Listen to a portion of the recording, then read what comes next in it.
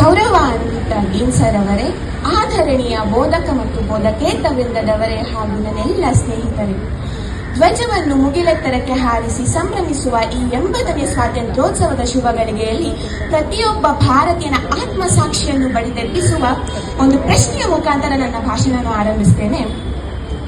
ನಾವು ನಿಜವಾಗಿಯೂ ಸ್ವಾತಂತ್ರ್ಯವೇ? ಹೌದು, ನಮ್ಮ ದೇಶ ಸ್ವಾತಂತ್ರ್ಯವಾಗಿದೆ, ನಮ್ಮ ಧ್ವಜ ಸ್ವಾತಂತ್ರ್ಯವಾಗಿದೆ, ನಮ್ಮ ಸಂವಿಧಾನ ನಮಗೆ ಸ್ವಾತಂತ್ರ್ಯವನ್ನು ನೀಡಿದೆ.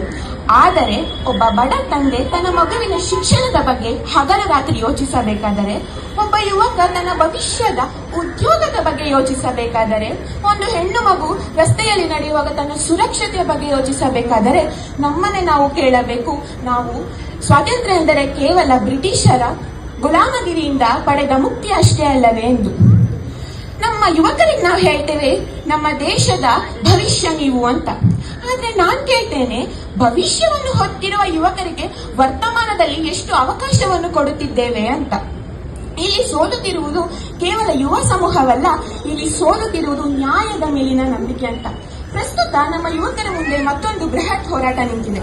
ಅದು ಗುಣಮಟ್ಟದ ಶಿಕ್ಷಣಕ್ಕಾಗಿ ಹೋರಾಟ, ಉದ್ಯೋಗಕ್ಕಾಗಿ ಹೋರಾಟ, ಸಮಾನ ಅವಕಾಶಕ್ಕಾಗಿ ಹೋರಾಟ, ಮಾನಸಿಕ ಒತ್ತಡದ ವಿರುದ್ಧ ಹೋರಾಟ ಅಂತ. ಈ ಸಂದರ್ಭದಲ್ಲಿ ನನಗೆ ಅಂಬೇಡ್ಕರ್ ಅವರ ಮಾತು ನೆನಪಿಗೆ ಬರ್ತಾ ಇದೆ. ಶಿಕ್ಷಣವು ಸಿಂಹಿಣಿಯ ಹಾಲು ಇದ್ದಂತೆ, ಅದನ್ನು ಕುಡಿದವನು ಸಿಂಹದಂತೆ ಗರ್ಜಿಸುತ್ತಾನೆ ಅಂತ. ಆದ್ರೆ ನಾನ್ ಕೇಳ್ತೇನೆ, ನಿಜವಾಗಿಯೂ ನಾವು ಸಿಂಹದಂತೆ ಗರ್ಜಿಸುವ ಯುವಕರಾಗುತ್ತಿದ್ದೇವೆಯೇ, ಅಥವಾ ಕೇವಲ ಸಾಮಾಜಿಕ ಜಾಲತಾಣಗಳಲ್ಲಿ ಅಭಿಪ್ರಾಯ ವ್ಯಕ್ತಪಡಿಸುವ ಪ್ರೇಕ್ಷಕರಾಗುತ್ತಿದ್ದೇವೆ ಅಂತ. ಈ ಕ್ಷಣ ನನ್ನ ಕಿವಿಯಲ್ಲಿ ರಾಷ್ಟ್ರಕವಿ ಕುವೆಂಪುರವರ ಧ್ವನಿ ಮೊಳಗುತ್ತಲೇ ಇದೆ. ಅದು ಓ ನನ್ನ ಚೇತನ ಹಾಗೂ ನೀ ಅನಿಕೇತನ ಅಂತ. ಅಂದ್ರೆ ಇದರ ಅರ್ಥ, ಮನಸ್ಸು ಚಿಕ್ಕದಾದರೆ ದೇಶ ದೊಡ್ಡದಾಗುವುದಿಲ್ಲ, ಹೃದಯ ವಿಶಾಲವಾಗದಲ್ಲಿ ರಾಷ್ಟ್ರ ಮಹಾನ್ ಆಗುವುದಿಲ್ಲ ಅಂತ. ಸ್ವಾತಂತ್ರ್ಯವನ್ನು ಗೆಲ್ಲುವುದು ಒಂದು ಹೋರಾಟವಾದರೆ ಅದನ್ನು ಪ್ರತಿದಿನ ಉಳಿಸಿಕೊಂಡು ಹೋಗುವುದು ಪ್ರತಿಯೊಬ್ಬ ಭಾರತೀಯನ ಗೌರವ. ಹಾಗೆ ಅಂಬೇಡ್ಕರ್ ಅವರು ನಮಗೆ ಸಂವಿಧಾನ ಕೊಟ್ಟರು. ಅದು ಕೇವಲ ಪುಸ್ತಕ ಮಾತ್ರವಲ್ಲ, ಅದು ಪ್ರತಿಯೊಬ್ಬ ಭಾರತೀಯನ ಗೌರವದ ಭರವಸೆ ಅಂತ. ಕುವೆಂಪುರವರು ವಿಶ್ವಮಾನದ ಕನಸನ್ನು ಕಂಡ್ರು. ಅಂದ್ರೆ ಹೃದಯದ ಗಡಿಗಳು ಕೇವಲ ಜಾತಿ, ಧರ್ಮ, ಭಾಷೆ ಮತ್ತು ಸಂಸ್ಕೃತಿಯ ಗಡಿಗಳಾಗಬಾರದು ಅಂತ. ಕೊನೆಯದಾಗಿ ನಾನು ಇಲ್ಲಿ ನಿಂತು ಯಾವುದೇ ವಾಗ್ದಾನ ಕೇಳುವುದಿಲ್ಲ, ಯಾವುದೇ ಘೋಷಣೆ ಕೂಡ ಕೇಳುವುದಿಲ್ಲ. ನಾನು ಕೇಳುವುದು ಒಂದೇ ಒಂದು ಬೃಹತ್ ಬದಲಾವಣೆ. ಆತ್ಮೀಯರೇ, ಸಂಜೆ ಆಗುತ್ತಿದ್ದಂತೆ ನಮ್ಮ ಧ್ವಜವನ್ನು ನಾವು ಕೆಳಗಿಳಿಸ್ತೇವೆ.